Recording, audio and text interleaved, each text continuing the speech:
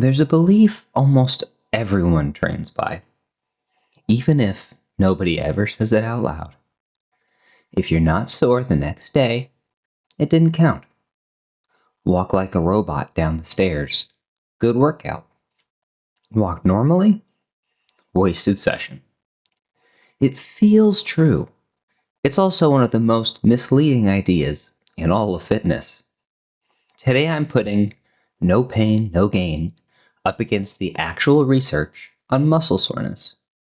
What it is, what it isn't, and whether it has anything to do with whether you're actually building muscle. Some of this is going to contradict how you've judged your own training for years. Let's get into it. What you're feeling a day or two after training has a real name. Delayed onset muscle soreness, or DOMS for short. It shows up roughly 24 to 72 hours after exercise, peaks around day 2, and usually fades by day 4 or 5. The leading explanation is mechanical. Certain types of contractions, especially the lengthening or eccentric kind, like lowering a weight slowly or running downhill, create small-scale damage in the muscle fiber and surrounding connective tissue. That triggers an inflammatory response. Fluid moves in, and nearby nerve endings get more sensitive. That ache you feel, it's largely that sensation, not the damage itself. Plain English version? Soreness is your body's reaction to an unfamiliar or unusually demanding mechanical stress, not a direct readout of muscle damage achieved or growth unlocked. So here's the actual test.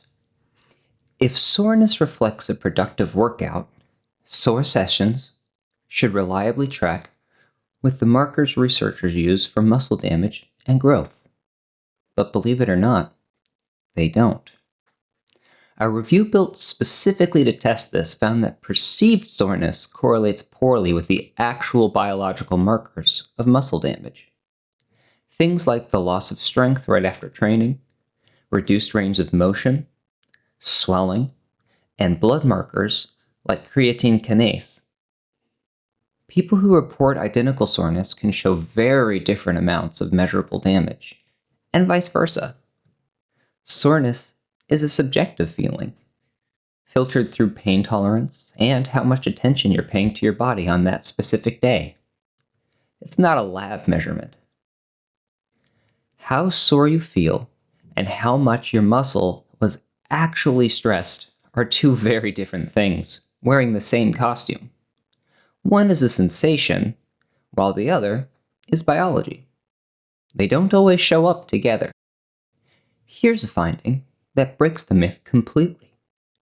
Do the same demanding exercise a second time, a few weeks later, and something strange happens.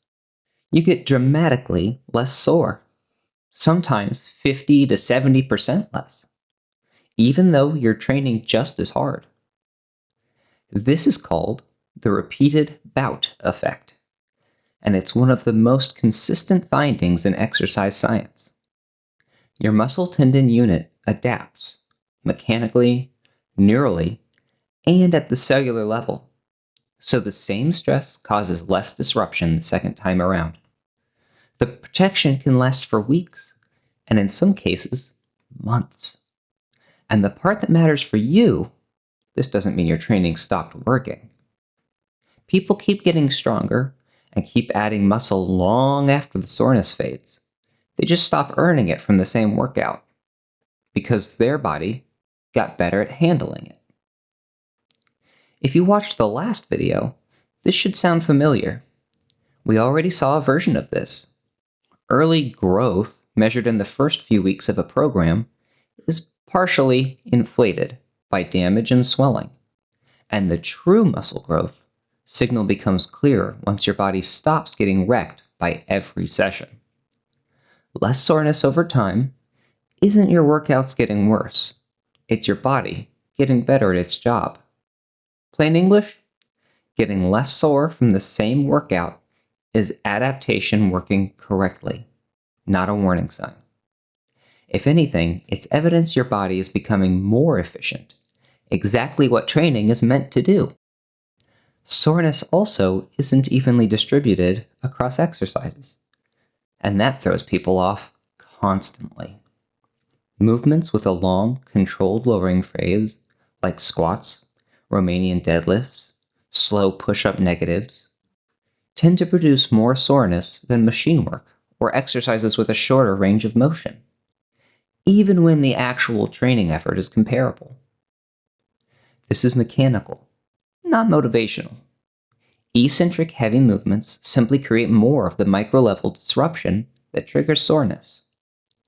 That's why a new exercise, a slower tempo, or a deeper range of motion can leave you wrecked the next day, even on a day you didn't train particularly hard, and why a brutal, high-effort session on a familiar machine might leave you barely sore at all. Soreness tracks novelty and movement mechanics as much as it tracks effort. Comparing how sore two different exercises make you is comparing apples to a completely different fruit. Because this channel runs on evidence, not vibes, the fine print, and it cuts both ways here. 1. This is not permission to coast. Soreness being a bad measurement doesn't mean effort doesn't matter. You still need enough mechanical tension, enough volume, and progressive overload over time. The point is to stop using the sensation as your only proof that those things happened. 2. A small amount of soreness from something new is a normal, expected signal early on. When you start a program, change an exercise, or add a range of motion you haven't used in a while, some soreness is a reasonable sign you challenge the tissue in a new way. The myth isn't soreness means nothing ever. It's no soreness means it didn't work. And more soreness always means more growth. Now both of those are false. 3. Severe, extreme soreness is not a badge of honor. If you can barely walk for 4 or 5 days, that is not optimal training. It's often just unmanaged eccentric overload that can temporarily wreck your next few sessions and cut into your weekly training volume. Productive training is repeatable, not training you need a week to recover from.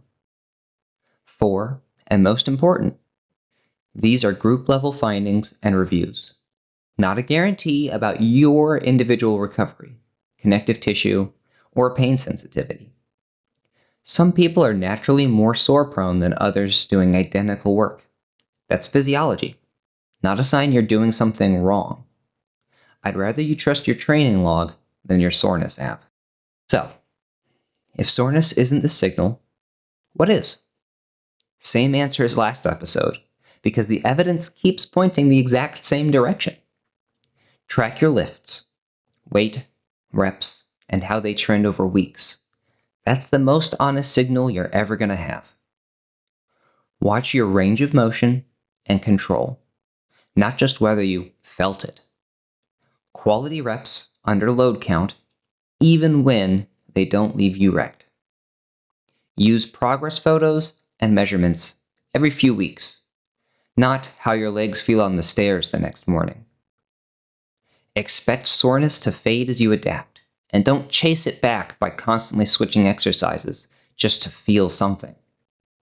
If you genuinely want more stimulus, add load, reps, or range of motion deliberately. Don't just hunt for a more painful exercise. That's how you get hurt. That's the actual scoreboard. Soreness was never even on it. So, the verdict on soreness. Based on the evidence, DOMS is a real mechanical response to unfamiliar or eccentric heavy stress, but it correlates poorly with actual muscle damage markers, and it predictably fades with repeated training, even as strength and muscle keep climbing. Being sore doesn't confirm a workout worked. Not being sore doesn't mean it didn't. The lifts on the bar and the log in your notes will tell you the truth long before your legs will. Next time, how much protein do you actually need to build this muscle? And is the number most people are eating or supplementing way past the point where more does anything at all? If you'd rather train from evidence than from hype, subscribe. This is Proof of Reps, and I'll see you in the next one.